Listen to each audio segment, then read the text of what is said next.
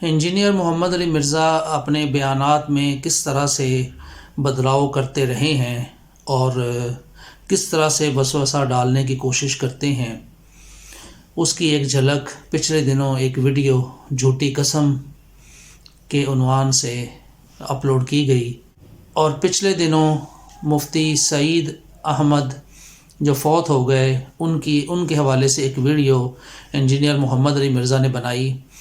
اس میں انہوں نے اس بات کو، یعنی کہ ان کی مختلف کٹنگز جو کہ اپلوڈ کی گئی تھیں ان کے حوالے سے انہوں نے بات کی، اور کس طرح سے بات کو پھر سے گھمانے کی کوشش کی، یہ بھی آپ دیکھ سکتے ہیں اور خود فیصلہ کر سکتے ہیں کہ کیا بات کو صحیح طرح سے بیان کیا جا رہا ہے یا گھمایا جا رہا ہے۔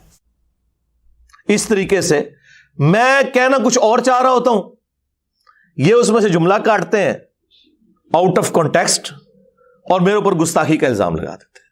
اور یہ یاد رکھیے گا، بسا اوقات میری 3 مختلف سٹیٹمنٹس بھی بیک وقت درست ہوتی ہیں، جس طرح قرآن میں ناسخ و منسوخ کے حوالے سے آیات ہے یا سچویشن کے اعتبار سے 3-4 مختلف جگہ پہ ایک ہی بات کو مختلف انداز میں بیان کیا جاتا ہے، وہ ساری اپنی جگہ جسٹیفائی ہوتی ہیں۔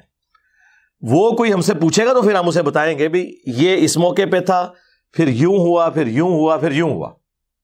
اس طریقے سے اگر میری کوئی ویڈیو کاٹتا ہے تو میں بتاؤں گا کہ ہاں بھائی یہ اس موقع پہ تھا، یہ اس موقع پہ تھا، یہ اس موقع پہ تھا۔ یہ ابھی میں تھوڑی دیر پہلے اسٹرانگ روم میں بیٹھا ہوا تھا، مجھے انور بھائی نے ایک کلپ دکھایا ہے، اس میں انہوں نے میری مختلف سٹیٹمنٹس چلائی ہوئی ہیں اور کہہ رہے ہیں دیکھو کیسی غلط بیانی کر رہے ہیں۔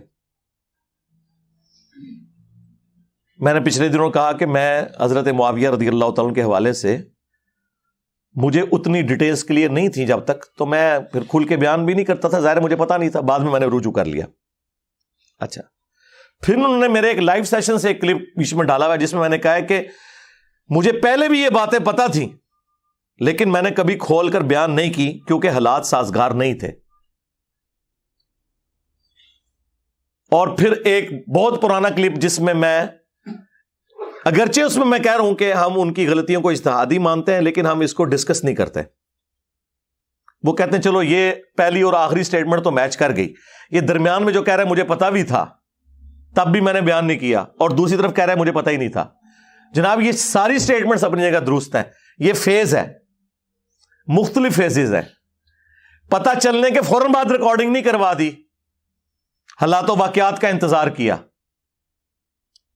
اور جب میرے اوپر پریشر آیا تو پھر میں نے وہ ویڈیو ریکارڈ کروائی حضرت معاویہ رضی اللہ تعالیٰ عنہ 15 اہل سنت کے اماموں کی روشنی میں۔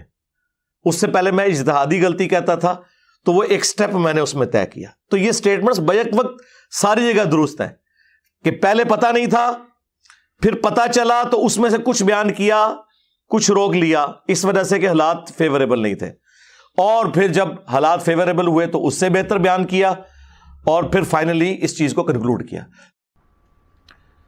اور جزید بن معاویہ کی آڑ کے اندر جن لوگوں نے سیدنا معاویہ رضی اللہ تعالیٰ عنہ کے اوپر زبان درازی کی، ہم ان سے بھی کوئی محبت نہیں کرتے، ہم سیدنا معاویہ رضی اللہ تعالیٰ عنہ کے ساتھ محبت کرتے ہیں، اور ان کی جو اجتہادی غلطیاں ہیں وہ اللہ تعالیٰ معاف کرے گا، ہم ان کے بارے میں اپنی زبان نہیں کھولتے۔ واللہ مجھے اس وقت تک آئیڈیا نہیں تھا کہ یہ کام ڈالا کس بندے نے۔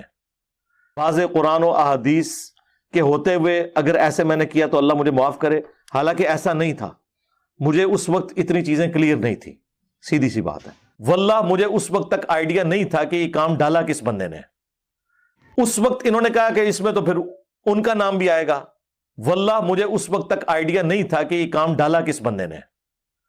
اس کے بعد میں نے تحقیق کرنی شروع کی، واللہ مجھے اس وقت تک آئیڈیا نہیں تھا کہ یہ کام ڈالا کس بندے نے۔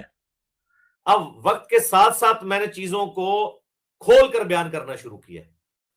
آپ لوگوں کو یاد ہے میرے شروع کے جو کلپس تھے وہ حضرت امیر معاویہ رضی اللہ تعالیٰ کے بارے میں کھول کے بیان نہیں کرتا تھا۔ اس کا یہ مطلب نہیں تھا کہ مجھے اس وقت نہیں پتا تھا کہ انہوں نے اپنے دور ملوکیت کے اندر کیا کچھ کیا ہے امت کے ساتھ، بس میں اس میں پردہ ڈال دیتا تھا۔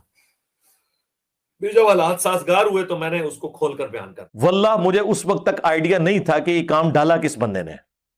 یہ میں آپ کو بتاؤں اجتہادی خطا والا بھی مسئلہ جو ہے یہ ہم نے بھی اپنے پمفلٹ پہ لکھا، اس پہ میری کلیریفیکیشن بھی آ گئی تھی، اور وہ دعوت کی حکمت کے تحت ہم معاملات کو لے کے چل رہے تھے. پھر ہم نے بعد میں آہستہ آہستہ وہ چیزیں کھول کے بیان کرنا شروع کر دی.